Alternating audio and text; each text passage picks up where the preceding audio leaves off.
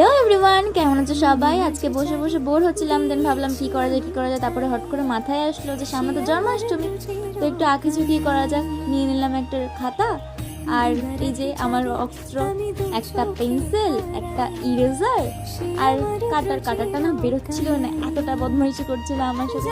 Finally বেরিয়ে গেল। চলো শুরু করা যাক, দেখি কি করি। এই যে পেন্সিলটা কেটে নিচ্ছিলাম, আর এটা দেখে না আমার ছোটবেলাকার কথা মনে পড়ে যাচ্ছিল।